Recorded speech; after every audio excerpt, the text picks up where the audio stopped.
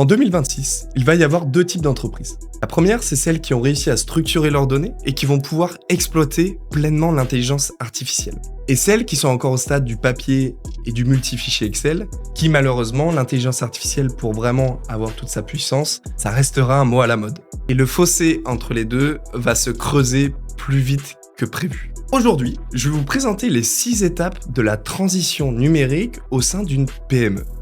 Je vais vous expliquer 6 niveaux de maturité. L'objectif, c'est qu'à la fin de cette vidéo, vous puissiez déjà savoir à quelle étape vous êtes à peu près. Est-ce que vous êtes plutôt à l'étape 1, étape 2, et surtout de comprendre quelles sont les actions à mener tout de suite pour accélérer votre transition numérique au sein de votre entreprise. Étape numéro 1. On est une petite structure, on est 2-3, tout fonctionne encore à l'oral. On a même encore du papier, on commence à avoir quelques outils de gestion, mais ça reste très faible. On est surtout avec le téléphone, et là, à ce moment-là, ça tient, parce qu'on est 3-4, et c'est encore acceptable. Par contre, quand on devient 5, 6 ou 7, ça craque, et là, l'organisation est complètement chaotique. Étape numéro 2. Vous avez des outils de suivi. Vous commencez à avoir suivi un peu, commencez à connaître votre activité, vous êtes une petite structure, une structure de 8 personnes, 10 personnes, vous avez du multi-Excel partagé, donc l'information est saisie plusieurs fois, vous allez retrouver par exemple le numéro de facture dans un fichier Excel, dans un autre, dans un troisième, dans un quatrième, mais ça marche, ça fonctionne parce que aujourd'hui c'est votre mode de fonctionnement, vous avez des tableaux de bord où vous allez devoir exploiter, sortir 4 ou 5 fichiers Excel pour arriver à faire tourner le tableau de bord, mais en l'état, ça fonctionne encore. Encore une fois, cette étape-là, elle est bien quand on est entre 5, 8, 10 personnes. Par contre, il y a un moment où ça explose. Parce que la multiplication de l'information, au bout d'un moment, est contrainte et ne vous permet pas en fait de scaler et vraiment d'accélérer votre croissance. Étape numéro 3. Et ça, c'est l'étape que souvent des personnes oublient. Ils se disent, ok, je vais digitaliser. Non. Formalisez vos processus. L'étape numéro 3, c'est on repart de l'étape numéro 2. On se fait accompagner pour dire, ok, à l'instant T, je sais à peu près comment je fonctionne. Et à ce moment-là, on est capable de se dire, je sais qui fait quoi. Je sais qui passe les commandes. Je sais qui est responsable de ça. Ok, quand la commande arrive, on envoie ici. Quand le stock est sorti, telle personne doit envoyer cette information. Que ce soit dans un fichier Excel, peu importe en fait. Là, c'est vraiment le moment où vous avez structuré vos processus.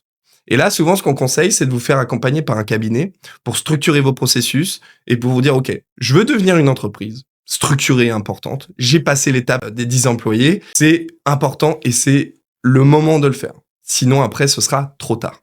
Étape numéro 4, on a déjà identifié les processus et donc là, on va parler d'ERP. Donc, c'est à ce moment-là, on va vraiment... on est une société, on commence à être 10-15 personnes, on voit qu'il y a du flux d'informations qui se crée. N'oubliez pas quelque chose. Le nombre d'employés dans l'entreprise va venir accélérer le nombre de flux d'informations. Quand vous êtes 2 personnes, vous allez avoir 2 flux d'informations. La personne 1 à la personne 2 qui va pouvoir envoyer l'information, la personne va revenir. 2 flux d'informations, pas besoin d'outils ERP, etc. Là, à ce moment-là, on peut encore communiquer à l'oral. Quand vous êtes 20 personnes, vous allez me dire, bon, il y a à peu près 40 flux, 400 flux possibles. Quand vous faites la somme. Et donc, c'est là où ça devient critique. 400 flux d'informations possibles. Comment voulez-vous, en tant que dirigeant, être capable de suivre tous ces flux d'informations si vous n'avez pas centralisé toute la donnée? Et souvent, je vois des dirigeants, du coup, qui sont encore à 20 personnes sur un fichier, sur multi-fichier Excel, qui sont perdus complètement, qui recrutent des personnes pour reprendre tous les fichiers et faire un fichier commun. Ça ne fonctionne pas. Et donc, c'est à cette étape numéro 4, où là, ça devient très important d'avoir un ERP, de se faire accompagner, de choisir son logiciel. Donc là, vous êtes à l'étape où vous êtes structuré, vous avez un logiciel de gestion intégré dans votre société, vous avez encore peut-être des fichiers Excel à côté pour gérer certains flux, mais vous avez structuré votre donnée.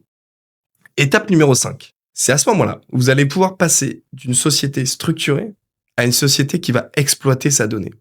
Et là, on parle vraiment de l'utilisation de l'intelligence artificielle. L'étape numéro 5, c'est le moment où on a nos données structurées, on peut utiliser l'intelligence artificielle pour aller chercher de l'information.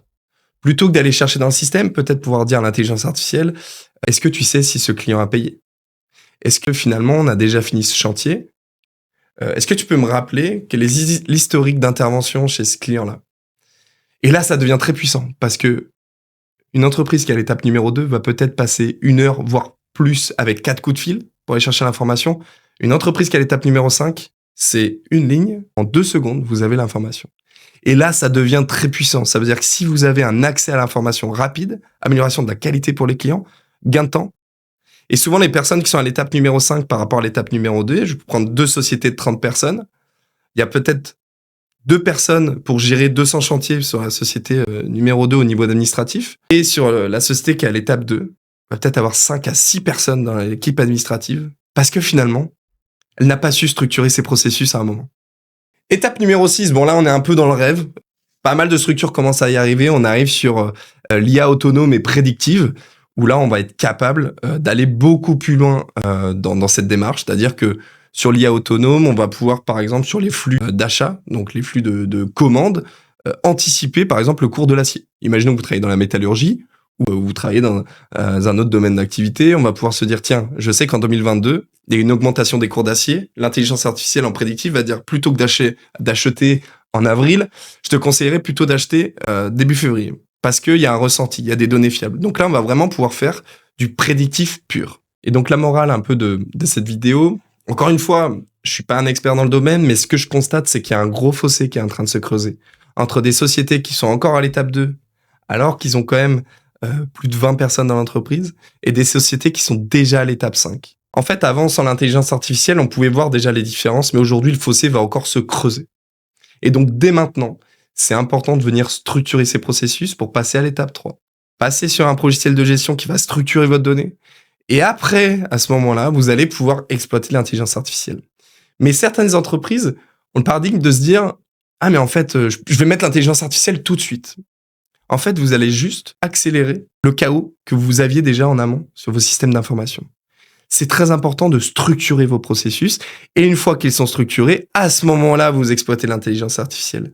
Ne faites pas les choses à l'envers, parce que l'intelligence artificielle, ce qu'il faut savoir, c'est que c'est intelligent, mais il se base sur vos données, sur les informations que vous lui apportez. Si vous lui apportez des informations qui sont pas fiables, ou vous ne savez même pas, en termes de process, qui fait quoi, mais l'intelligence artificielle va juste essayer de comprendre, estimer, se dire bon, je pense que c'est comme ça. Et donc, elle va suivre un chemin où en fait, ça va venir même peut-être dégrader votre flux d'informations.